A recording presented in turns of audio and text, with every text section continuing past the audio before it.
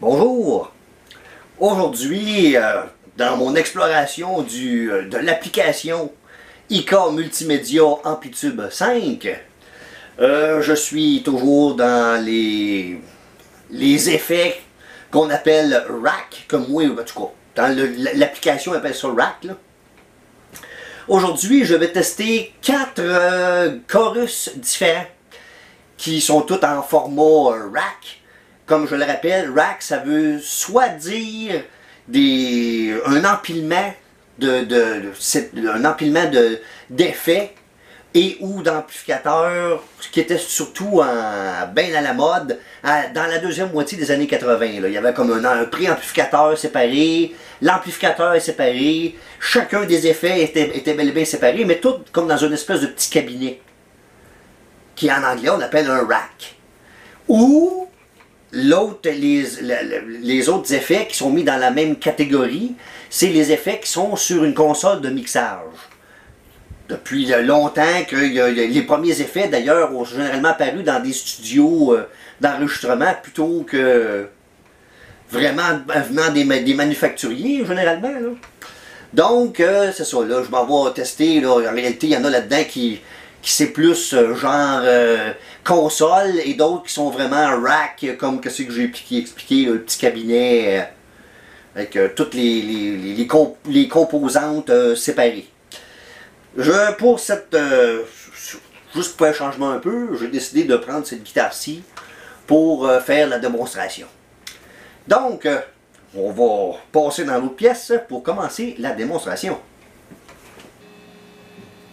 Donc, comme toujours, je vais faire ma démonstration sur une imitation d'un Fender Super Reverb des années 60. Avec, soit dit en passant, c'est vrai, je ne le dis pas toutes les fois, là, mais c'est un combo qui contient, un combo ça veut dire qui contient à la fois les haut-parleurs et l'amplificateur dans la même boîte. Et en plus, il y a les haut-parleurs aussi dans compris avec l'amplificateur. Et c'est 4 haut-parleurs de 25 cm. Donc, j'ai décidé de mettre ça tout entre guillemets. On ne voit pas mes doigts, là, mais j'ai mis ça entre guillemets, le effect loop de l'amplificateur. Évidemment, les gens qui connaissent ça vont dire, mais voyons donc, il n'y a pas de FX Loop dans un Super Reverb des années 60. Et vous avez parfaitement raison. Sauf que on est dans une application, hein, un logiciel, une application. C'est pas réel, tu sais, c'est pas... ça permet des choses comme on voit là, justement. Moi, pourquoi je l'ai mis là? Parce que c'est à mi-chemin entre dans le studio, et qui serait complètement après les haut-parleurs, ou avant de rentrer dans l'amplificateur, tu sais.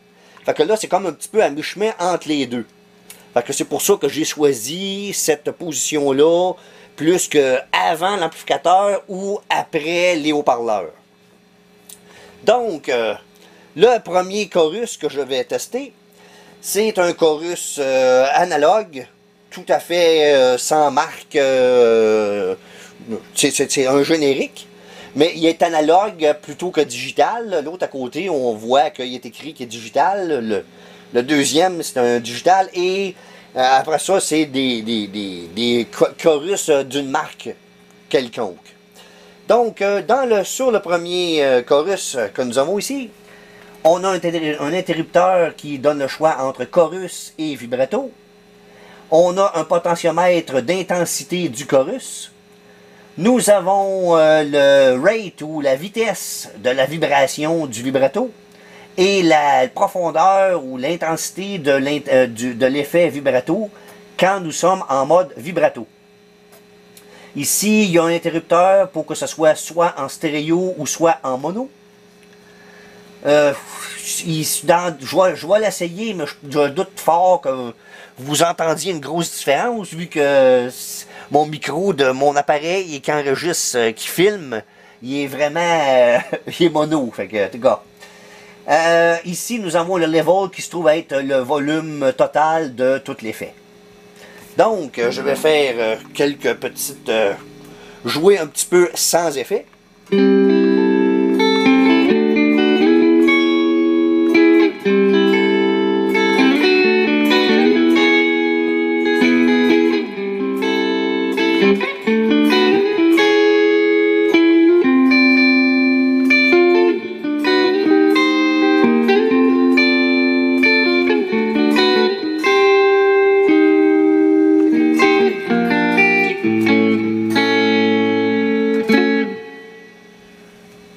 Je vais baisser un petit peu le potentiomètre, là, vu qu'on commence. Hein. Je vais actionner la pédale. Nous sommes en mode chorus.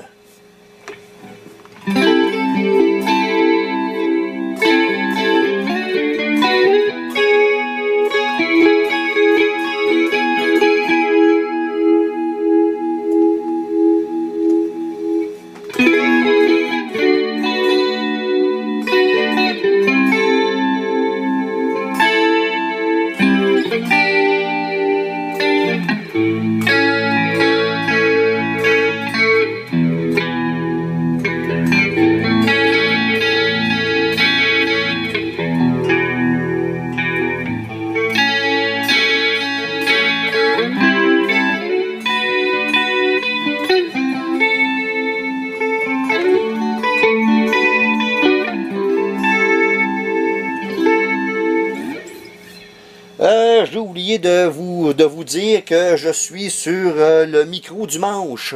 I am on the neck pickup. On a vu, c'était bien beau, c'était bien le fun, hein? Là, on va le mettre genre, je sais pas, là, c'est ça, dans le coin de 60%, mettons. On va voir la différence que ça donne. Oh! L'effet que comme si la guitare est un peu mal accordée, là, on commence à se pointer la binette. Je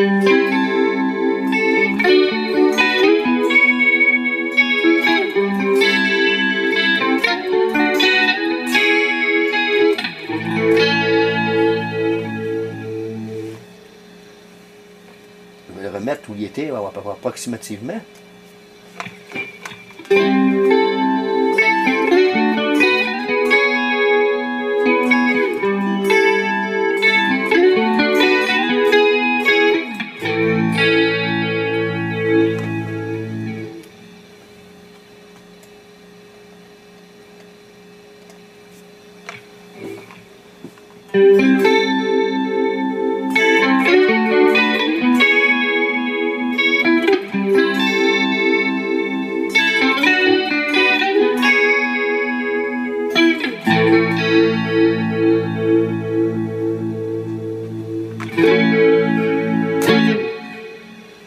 Bon, moi, en tout cas, personnellement, j'entendais très bien la différence entre les deux. On va mettre ça au maximum.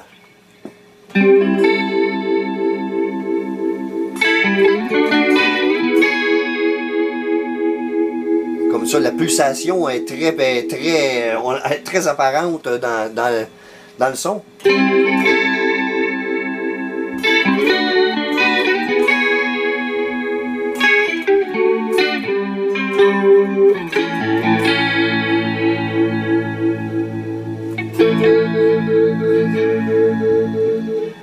Pour bien montrer, je vais le redescendre hein, où ce qui était là. Quelque chose comme ça.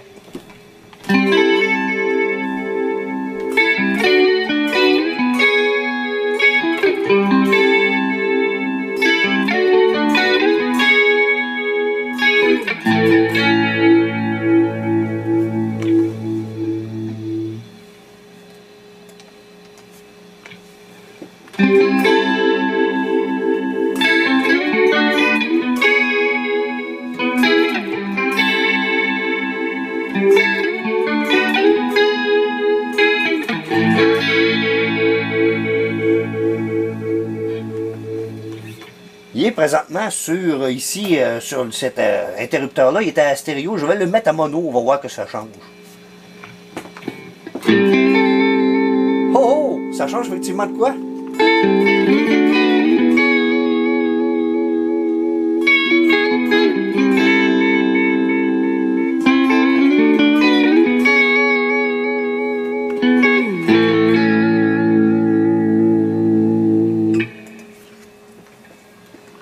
Stéréo.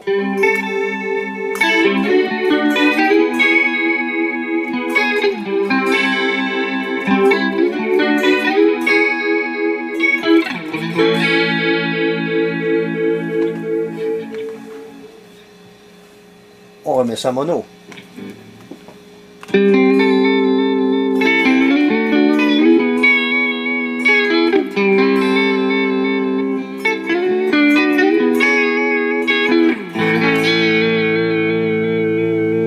Non, je suis surpris à quel point ça change de quoi dans l'effet, ça là. Le stéréo mono. Moi, je pensais que ça avait moins d'incidence que ça, parce qu'il y a bel et bien une espèce de tonalité qui est différente. Il n'y a pas, c'est pas rien qu'un effet stéréo sans plus. Là. On va mettre ça au mode de vibrato. On va baisser un petit peu la profondeur. On va jouer effectivement avec le vibrato en stéréo.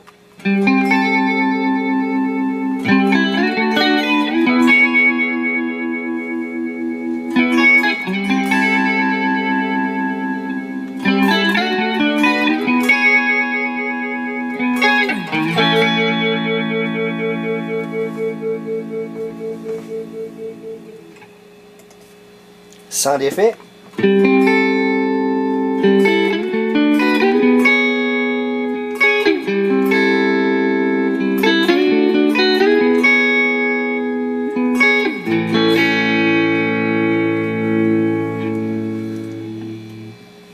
Avec l'effet.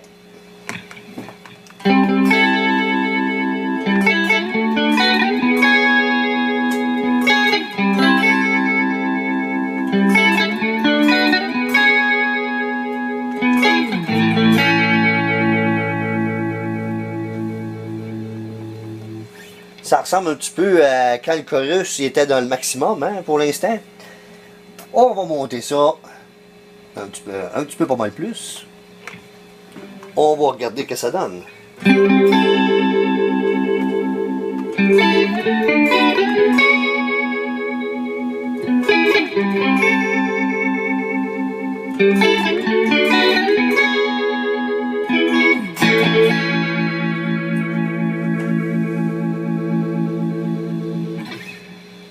Je vais remettre l'intensité au depth où il était.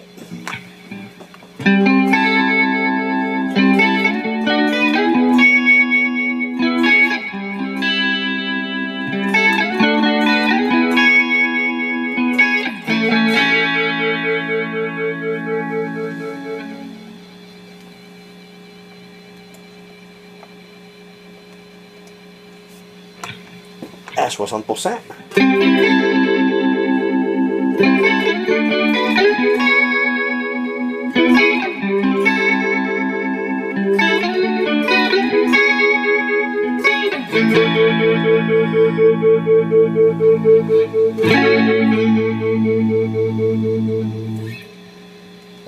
On va mettre ça au maximum.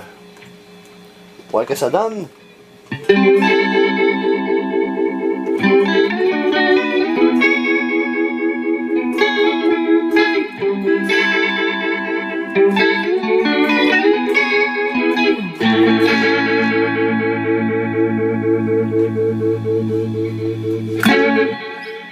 Il y a moins de différence un petit peu là, entre le 60 et maximum. On va y aller avec la vitesse au maximum aussi.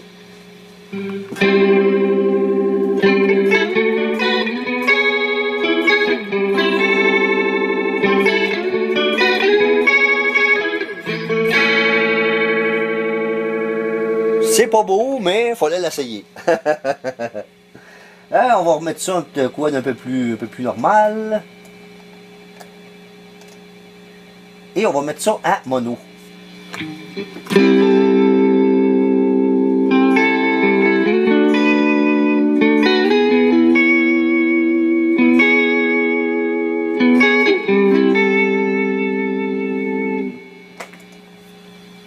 Stéréo. C'est vraiment plus intense en stéréo.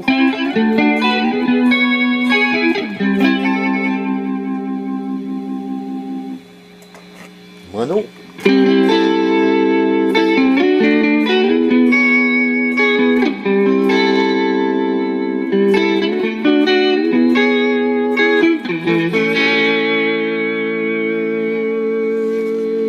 Oups!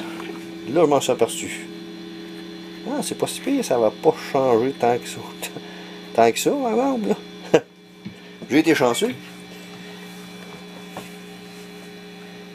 On va dire que pour cet effet, celui-ci, on va dire que c'est assez. On va aller au Digital Chorus qui, comme le nom l'indique, à l'intérieur, le circuit est fait différemment. Il est fait plus avec des circuits modernes qu'avec des circuits un petit peu plus vieux, comme le Analog Chorus. C'est des technologies du début des années 60, aller jusqu'à la deuxième moitié des années 70. C'est là que sont arrivés, après ça, dans la deuxième année des années 70 et 80, qui sont arrivés avec les technologies digitales, de façon générale. Ici, vu que j'ai joué pas mal avec de ces potentiomètres-là, puis il y a les mêmes potentiomètres que ça, là, tu sais, profondeur et vitesse, là. Sauf que là, c'est rien qu'un chorus, il n'y a pas de fonction vibrato. Et ici, par contre, nous avons un interrupteur à 3 positions qui montre comment je pourrais dire, le son. Est-ce que c'est un son la forme de l'onde sonore est sinusoïdale, triangulaire ou carrée?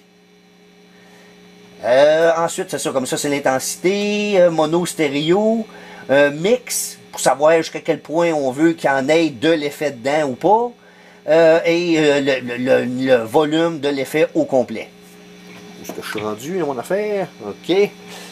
Donc, on va commencer avec sinusoïdal. On va prendre de quoi d'un peu plus normal, là, aussi, comme... bon, OK. Donc...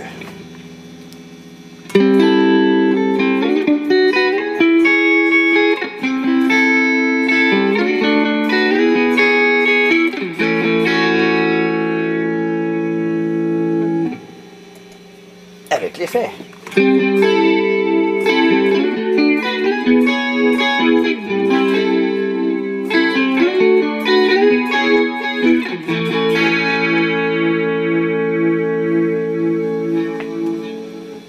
C'est pas mal que c'est qu'on s'attend. Je vais l'essayer tout de suite en mono. Ah, il y a moins de différence de tonalité. Pratiquement rien que l'effet stéréo qui est enlevé. Là.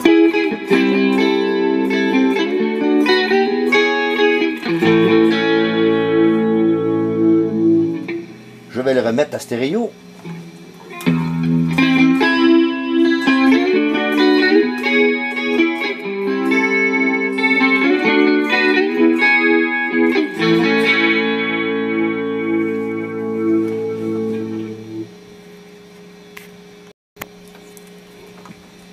Je vais le remettre en mono.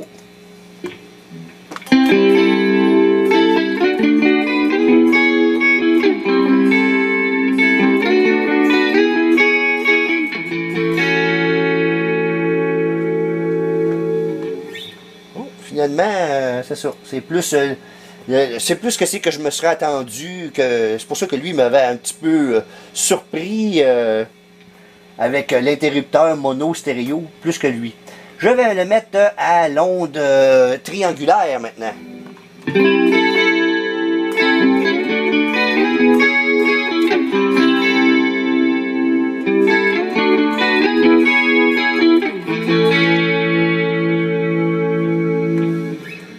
Je crois que je vais monter un petit peu l'intensité. Je reviens à sinusoïdal.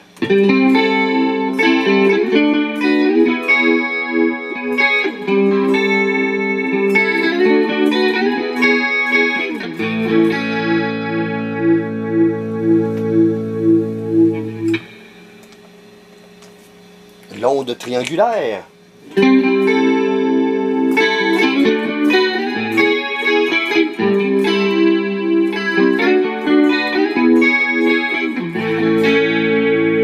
C'est vrai dirais que je l'entends la différence entre les deux. C'est dur à expliquer par exemple, mais il y a bel et bien une différence. C'est comme si l'onde sinusoïdale ressemblait un peu à quand je parlais d'un haut-parleur rotatif. Et l'autre, en triangulaire, c'est plus un vrai chorus des années 80, mettons. Je vais l'essayer en mono.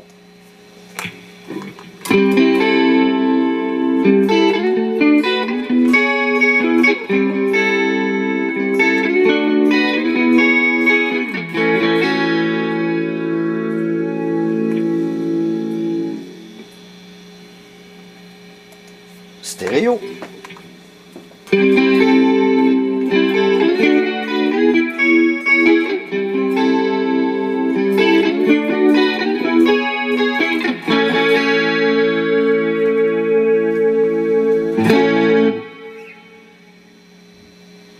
Celle-là, ça paraissait un petit peu plus, il y avait un petit peu plus de complexité, on dirait, en mode stéréo par rapport au mode sinusoïdal. On va essayer l'onde carrée maintenant. Ho ho!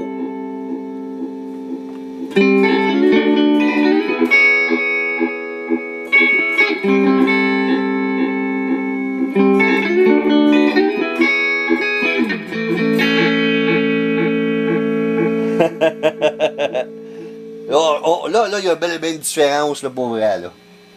Je vais revenir même à sinusoïdal pour bien montrer.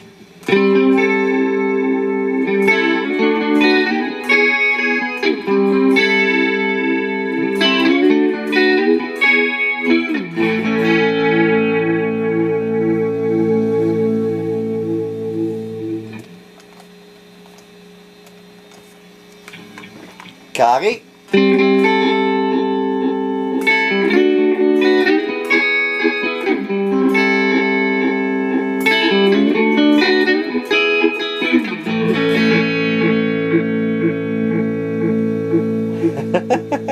Ça fait un peu comme une espèce de... Je sais pas comment ça ressemble quasiment à un delay. Non, ça marche pas.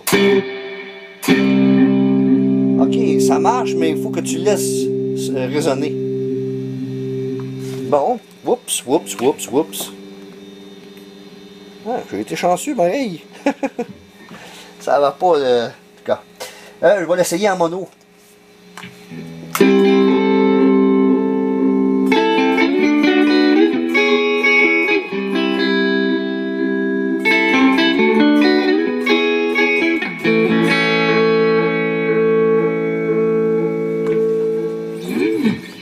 C'est quand même inhabituel comme son de chorus, hein? Soyons francs, là. Bon, on va passer, il y en a déjà les deux autres encore hein, à présenter. Ça, celui-là, cette application-là, on l'appelle la Triangle Chorus, ou le chorus triangulaire. Qui est sorti tout droit du désormais célèbre combo de Fender qui se nommait le Cybertwin SE, Cybertwin SE en anglais, qui est apparu en 2005 et qui a été construit jusqu'en 2012. Donc, comme son nom l'indique, c'est ici sur si ça reprendrait cette affaire-là, ça serait celui-ci à la place. Ça serait l'onde triangulaire, hein, comme le nom le dit. Donc, les potentiomètres que nous avons ici, c'est le niveau, l'intensité qu'on pourrait dire, non pas l'intensité, mais jusqu'à quel point le mélange entre le signal normal et le signal chorus. Depth, ça veut dire l'intensité du chorus en question. Rate, c'est la vitesse du chorus. Average delay, c'est une espèce de délai, un delay qu'ils mettent à quelque part dans le son. Et ici, il y a un phase. Ensuite, ici, il y a le volume total de tout l'effet au complet. Donc, ici, on va mettre ça peut-être un peu plus. Généralement, des chorus, c'est meilleur approximativement à moitié. Depth, on va enlever encore un petit peu. Phase, on va enlever tout. On va essayer quelque chose comme ça.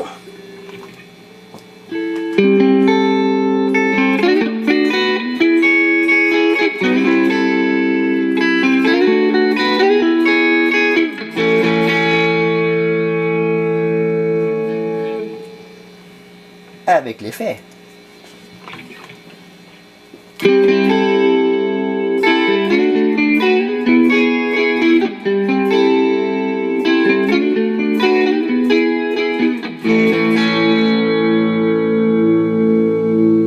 Je dois avouer que je suis surpris à quel point il faudrait que ça s'aille un petit peu plus profond que ça.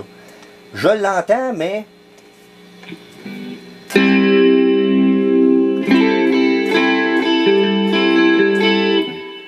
Il faudrait peut-être que je lève ça aussi, ici. Hein?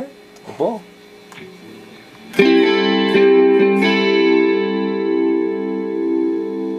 On l'entend, mais c'est quand même subtil, celui-là. Là. Je suis surpris de la subtilité de cet effet-là par rapport à ce que je me serais attendu.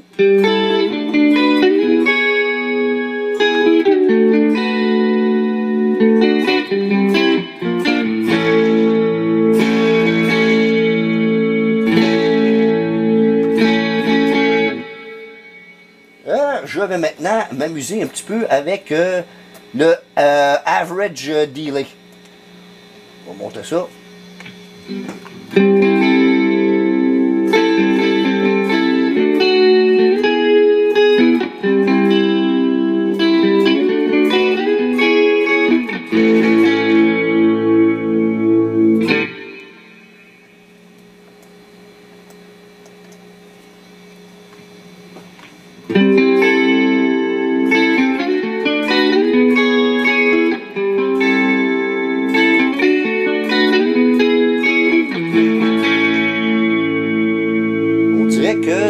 L'effet est plus apparent si ce potentiomètre là est moins élevé. Là. Je vais le mettre au maximum pour être sûr.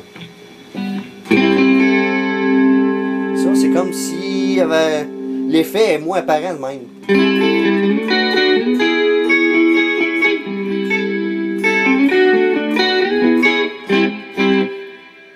Donc, pour avoir un maximum d'effet, on va même te baisser ça quasiment au minimum.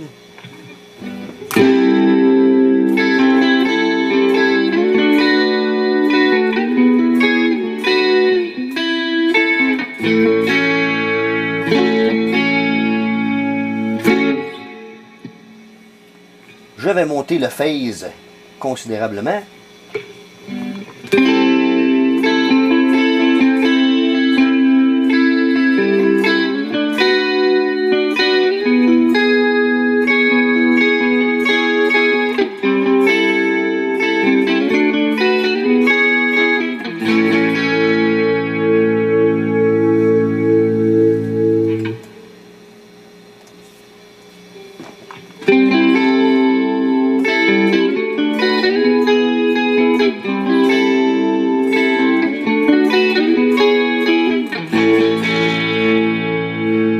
Ça reste que c'est un chorus qui est plutôt subtil pour l'instant. Je vais monter ici l'intensité du chorus en tant que tel.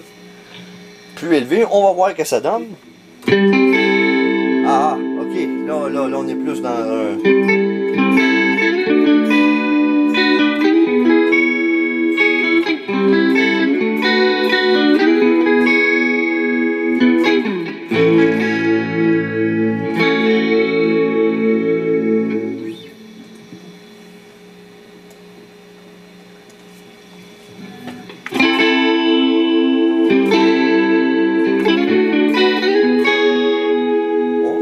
que ça rajoute un petit peu d'aigu.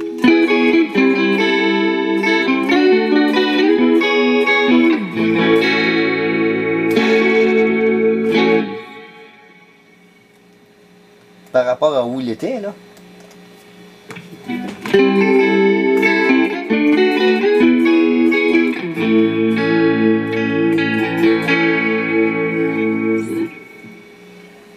On va jouer avec l'average delay.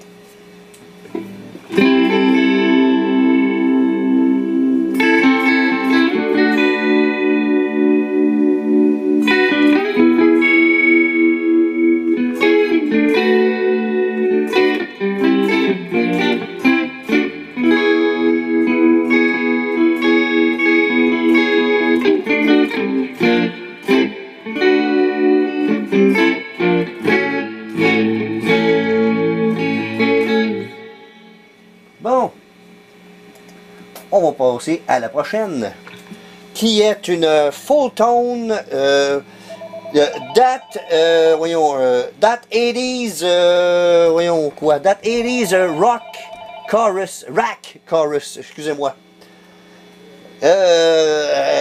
qui est une recréation d'un plus vieux effet qui s'appelait le Tri-Stereo Chorus de la compagnie Dino My Piano. Je sais que c'est complexe, là, qu'est-ce que je viens de dire un peu, là, mais c'est ça pareil.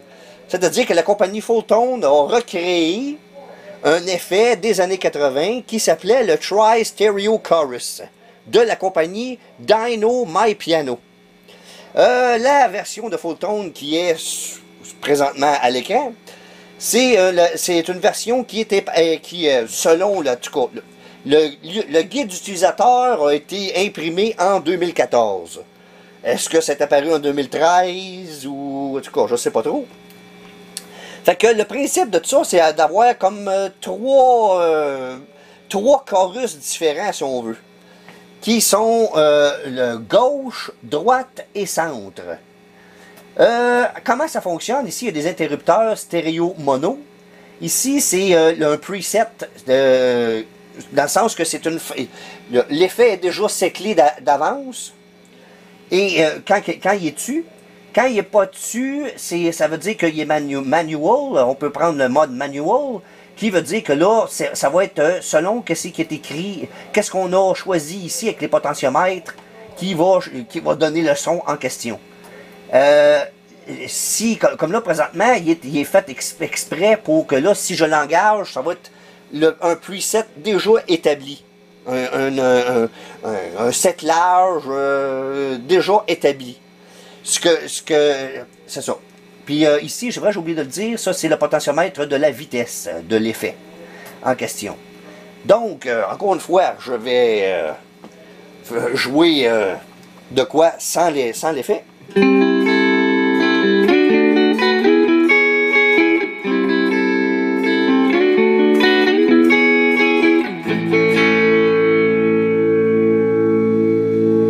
Et maintenant, avec l'effet en mode preset.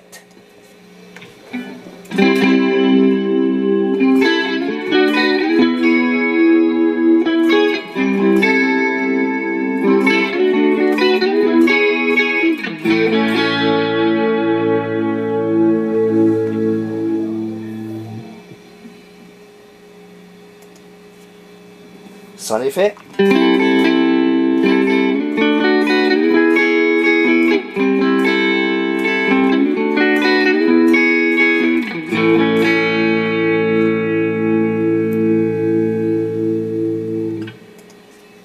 Avec l'effet.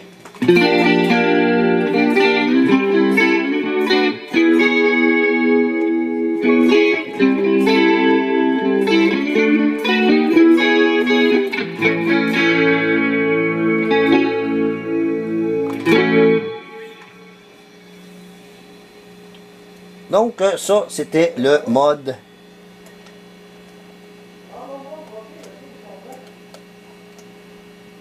là, je vais me mettre en mode manuel, fait que je fais des choses un petit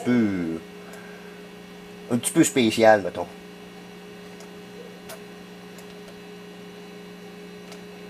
Donc, maintenant je suis en mode manuel, donc c'est qu'est-ce que je viens de changer sur la pédale qui va faire de quoi.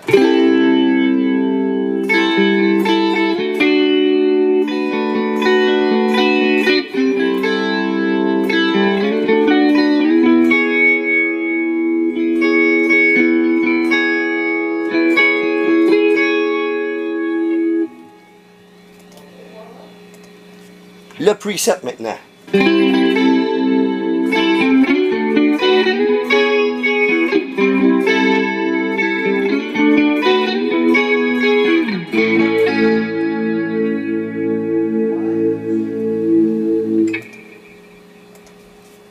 Le mode manuel.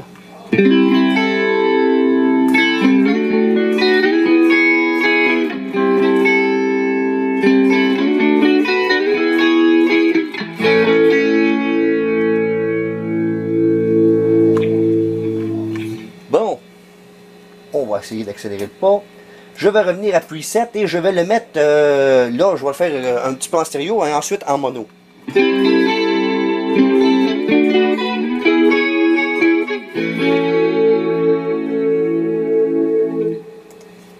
Mono.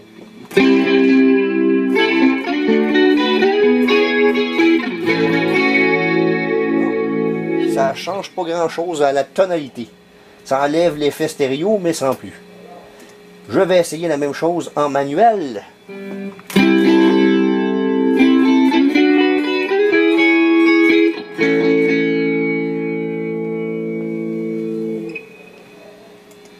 Mono.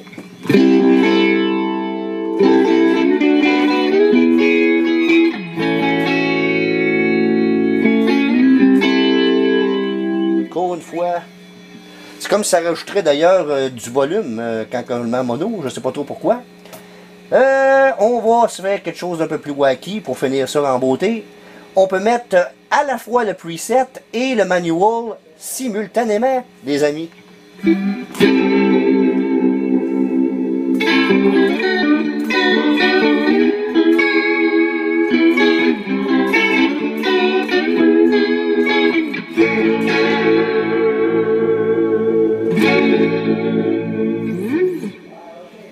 Bon ben, on va dire que ça a fini cette démonstration. Il ne me reste plus qu'à vous dire le mot de la fin. Désolé, comme d'habitude, je me suis laissé aller peut-être un petit peu trop longtemps. J'aurais peut-être pas dû... la vidéo est un petit peu plus longue que ce que je pensais, mettons. Ceci, j'ai été un petit peu obligé de couper un peu la fin. Ben, j'aurais peut-être pu m'amuser encore un peu plus avec le chorus, le tri-chorus, mais bon, j'arrive à la fin du vidéo, là, hein, faut finir ça un jour. Donc, en tout cas, je trouvais ça bien intéressant d'apprendre encore une fois toutes sortes de variétés de chorus. Là-dessus, je vous remercie d'avoir bien voulu regarder cette vidéo et je vous invite cordialement à écouter la suite des vidéos apparaître sur cette chaîne.